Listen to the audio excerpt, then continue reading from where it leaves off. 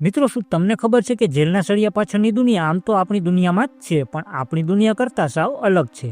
શું તમને ખબર છે કે જેલની દુનિયામાં અલગ જ નિયમ, કાયદા, કાનૂન હોય છે? આ વાત સાંભળીને તમારા મનમાં ઘણા પ્રશ્નો થશે, જેમ કે ઉંમર કે 14 વર્ષની જ હોય છે. શું જેલમાં એક દિવસ 24 કલાકનો નહીં પણ 12 કલાકનો જ હોય છે? શું ખરેખર જેલમાં ખાવાનું ખૂબ જ ખરાબ હોય છે? અને ફાંસી સંભળાવ્યા પછી જજ પેન કેમ તોડી નાખે છે? તો મિત્રો, તમારા મનમાં પણ આવા બધા સવાલ થતા હોય તો આ વિડીયોને પૂરો જોઈ લેજો.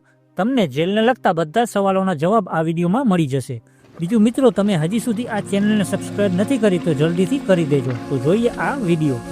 મિત્રો, જેલની પોલીસ આપણે જે પોલીસને જોઈએ છીએ તેનાથી અલગ હોય છે. એના નિયમ પણ થોડા અલગ હોય છે અને તે રાજ્ય સરકારના પ્રશાસનના અંદરમાં આવે છે. સામાન્ય રીતે આપણને બહારની દુનિયામાં જેટલા પોલીસ જોવા મળે છે એનાથી ઘણા ઓછા પોલીસ જેલમાં હોય છે, કેમ કે જેલનું મોટાભાગનું કામ કેદી દ્વારા જ કરવામાં આવે છે. જેલમાં અલગ અલગ વિભાગ હોય છે જેને બેરક કહેવામાં આવે છે, અને એમાં જૂના કેદીઓ માટે એક અલગ બેરક હોય છે, અને જો કોઈ નવા કેદીઓ આવે તો એમના માટે પણ એક અલગ બેરક હોય છે. અને જો કોઈ કેદી 14-15 દિવસ માટે આવે છે તો એમના માટે પણ એક અલગ બેરક હોય છે. અને મિત્રો, આપણે ફિલ્મોમાં જે કેદીઓના યુનિફોર્મ જોઈએ છીએ એવા યુનિફોર્મ એ જ કેદીઓને આપવામાં આવે છે જે લાંબા સમય સુધી જેલમાં રહેવાના છે, એટલે કે જેને લાંબા ટાઈમ સુધીની સજા મળી છે.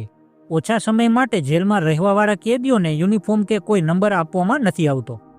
મોટાભાગના જેલમાં બધા કેદી સવારે ઉઠીને ભેગા મળીને પ્રાર્થના કરીને એમના દિવસની શરૂઆત કરે છે. તમે ઘણીવાર ફિલ્મોમાં જોયું હશે કે જેલમાં કેદીઓને એક એલ્યુમિનિયમની થાળીમાં સૂકી રોટલી, શાક અને ગ્લાસમાં પાણી આપવામાં આવે છે.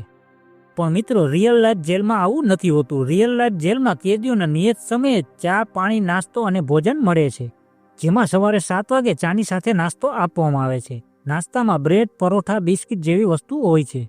અને બપોરે 12 વાગે લંચ મળી જાય છે. લંચમાં રોટલી, દાળ, ભાત અને શાક મળે છે. અને સાંજે 6 વાગ્યા આસપાસ ડિનર મળે છે, જેમાં રોટલી, શાક અને દાળ આપવામાં આવે છે. અને આ બધી રસોઈ જેલના કેદીઓ જ બનાવે છે. હા, એ વાત પણ સાચી છે કે જેલનું ખાવાનું ઘર જેવું નથી હોતું. ચા અને દાળમાં પાણી વધારે હોય છે, અને શાક પણ એટલું સ્વાદિષ્ટ નથી હોતું. પરંતુ ભોજનમાં કેદીઓનું પોષણનું પણ ધ્યાન રાખવામાં આવે છે, અને એવો જ ખોરાક આપવામાં આવે છે જેનાથી કેદી બીમાર ના પડે. એટલે જેલમાં સ્વાદ તો ભૂલી જ જવાનો. ત્યાર પછી જેલમાં એમનું પોતાનું એક કેન્ટીન પણ હોય છે, જેમાં કેદી પોતાની જરૂરિયાતની વસ્તુ પણ ખરીદી શકે છે. આ ઉપરાંત જ્યારે કેદીઓના પરિવારના લોકો મળવા આવે ત્યારે નાસ્તો અને ખાવાની વસ્તુ લાવી શકે છે, પણ આ દર વખતે અલાઉ નથી હોતું. લોકો મોટાભાગે જે જલ્દી બગડે નહીં એવું અથાણું કે આવી વસ્તુ વધુ લાવતા હોય છે.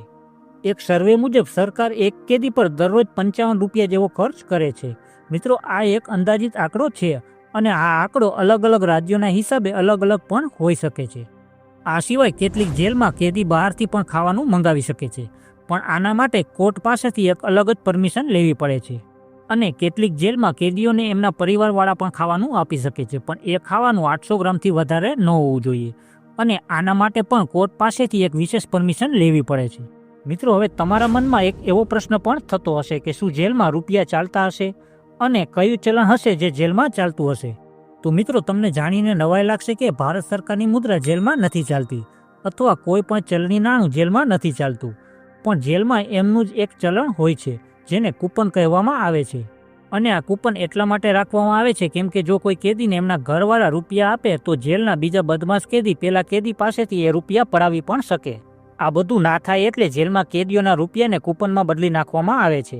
આ કૂપન 2 રૂપિયા, 5 રૂપિયા, 10 રૂપિયા અને 20 રૂપિયા સુધીના મળતા હોય છે. અને સામાન્ય રીતે કેદી 2000 સુધીના જ કૂપન એમની પાસે રાખી શકે છે.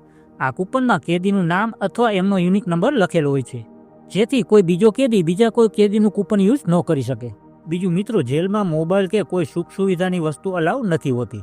જો કોઈ મિત્ર, પરિવારના સભ્ય અથવા સંબંધી જેલમાં કેદીને મળવા માંગે તો તેમને મળવા દે છે, જેના માટે મુલાકાતી પાસે કેદીનું પૂરું નામ અને જેલ નંબર હોવો જોઈએ. મળવા માટે સંબંધી ઓનલાઈન પણ ફોર્મ ભરી શકે છે, અને ત્યાં જઈને પણ ફોર્મ ભરી શકે છે. કેદીઓને મળવાનો સમય સવારે 10 વાગ્યાથી બપોરના 3 વાગ્યા સુધીનો હોય છે. આ ઉપરાંત મિત્રો, જેલમાં સ્ટડી રૂમ અને લાઇબ્રેરી પણ હોય છે, જ્યાં કેદીઓને વાંચવા માટે બધા પુસ્તકો મળી જાય છે. જો કોઈ કેદી જેલમાં રહીને ભણવા માંગે છે તો એમને ભણવાનું પણ અલાઉ હોય છે, અને એમને ઇગ્નુ યુનિવર્સિટી તરફથી સર્ટિફિકેટ પણ આપવામાં આવે છે. હવે મિત્રો, જેમ મેં આગળ જણાવ્યું તેમ જેલમાં દરેક કામ કેદી જ કરે છે. જેમાં માળીનું કામ હોય છે, રસોઈ બનાવવાનું કામ હોય છે, સાફ સફાઈનું કામ હોય છે અને આવા બીજા બધા કામ કેદીઓમાં સોંપેલા હોય છે.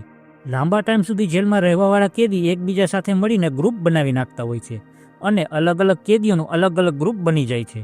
મિત્રો, જેલમાં ઘણી નાની મોટી કંપનીઓના કામ પણ થતા હોય છે, જેમ કે કોઈ સિલાઈનું કામ, કાપડ બનાવવાનું કામ, કોઈ લાકડાની વસ્તુ બનાવવાનું અથવા ફર્નિચર બનાવવાનું કામ. આવા ઘણા નાના મોટા કામ હોય છે જે જેલમાં જ કરવામાં આવે છે અને એ વસ્તુને બહાર વેચવા માટે મોકલી દેવામાં આવે છે. આવી જ રીતે અમદાવાદના સાબરમતી જેલના ભજીયા અમદાવાદમાં ખૂબ જ ફેમસ છે, જેને જેલના ભજીયા તરીકે ઓળખવામાં આવે છે. આવા બધા નાના મોટા કામ એ કેદીઓને જ આપવામાં આવે છે જે ડિસિપ્લિનવાળા, જૂના અને વિશ્વાસુ હોય. અને જે કેદી જેલમાં કામ કરે તેને થોડી સુવિધા પણ આપવામાં આવે છે. હવે મિત્રો, ઘણા લોકો એવું માનતા હોય છે કે જેલમાં એક દિવસ 24 કલાકનો નહીં પણ 12 કલાકનો જ હોય છે, એટલે કે જેલનું 1 વર્ષ એટલે આપણા 6 મહિના. મિત્રો, ખરેખર આ વાત સાચી નથી. ઘણા વર્ષ પહેલાં આ રીતનું હતું, પણ હાલમાં આવું કાંઈ નથી. હાલમાં જેલનો એક દિવસ 24 કલાકનો જ હોય છે અને જો કોઈને 1 વર્ષની સજા થાય તો એનું 1 વર્ષ એટલે 365 દિવસ જ થાય.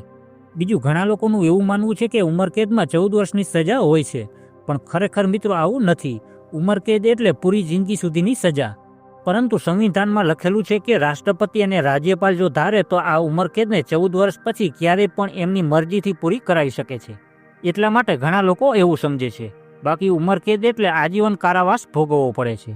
ત્યારબાદ મિત્રો, તમે ઘણી વખત ફિલ્મોમાં જોયું હશે કે ફાંસીની સજા સંભળાવ્યા બાદ જજ પેનને તોડી નાખે છે. તો મિત્રો, જજ પેન એટલા માટે તોડી નાખે છે કેમ કે આ એક અલ્ટિમેટ સજા છે. આના પરથી જજ એક સંકેત આપે છે કે આ સજાને લખ્યા પછી હું પણ હવે આને બદલી શકીશ નહીં. એટલા માટે અહીં ફૂલ સ્ટોપ લાગી જાય છે અને પેનને તોડી નાખવામાં આવે છે. પરંતુ આજના જમાનામાં જજમેન્ટ કોમ્પ્યુટર અને ટાઈપરાઇટર પર ટાઈપ થાય છે અને એના પછી જજને એના પર સાઇન કરવાની હોય છે.